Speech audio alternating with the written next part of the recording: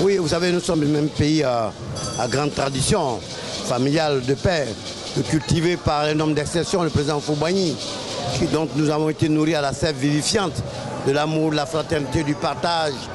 Ce sont des valeurs immémoriales dont ce peuple n'aurait jamais dû se passer. Hélas, les hommes sont ce qu'ils sont.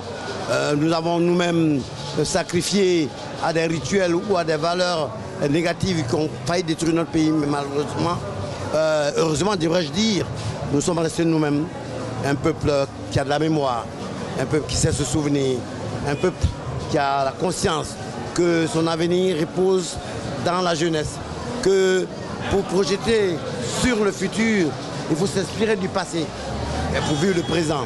Ce que nous sommes en train de faire, nous avons tiré les enseignements négatifs de ce qui s'est passé. Dieu donne à chacun ce qu'il, lui, souhaite pour ses créatures. Et je pense que le plus important, c'est de développer dans l'esprit des uns et des autres la fraternité, l'amour les uns pour les autres. Et puis, je crois, élever le niveau de conscience, respecter les uns, respecter les autres.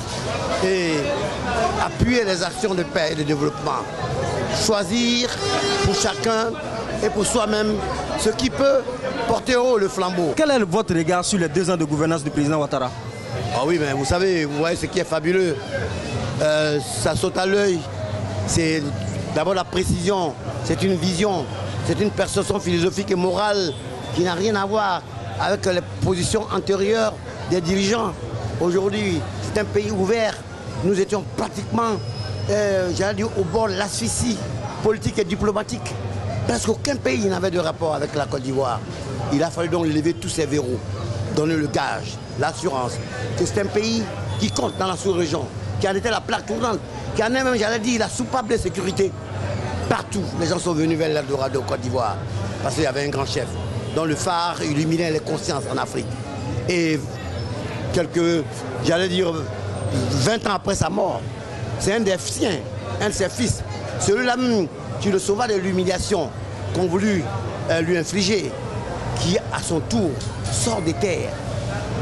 Ce qui aujourd'hui va apparaître dans les années futures comme les références, comme ce qui doit se faire, comme ce vers quoi on doit tendre, parce que ce sera la qualité, parce que ce sera les fondements d'un futur meilleur, d'un devenir plus radieux pour nos fils, pour vous-même, pour les enfants, pour ce peuple qui sera encore plus rassemblé, comme on combattit Jésus, comme on combattit le prophète Ali.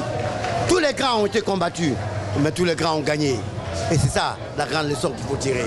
Et puis l'amour, c'est l'amour. La gentillesse appelle la gentillesse, mais le mépris aussi appelle le mépris. Le sourire appelle le sourire. Sourions, ayons la paix dans le cœur, nourrissons-nous de paix et de joie, et tout le monde s'en portera mieux. Ma dernière question, est-ce que le coup de 2015 est jouable pour le président Ouattara? Ah oui, ça j'ai pu vous donner l'assurance qu'en 2015, il fera jour. On verra une autre Côte d'Ivoire resplendissante sous la houlette du président Ouattara, sur un grand boulevard triomphant, avec un pays en joie derrière lui pour dire vive, alléluia, Ave Ouattara.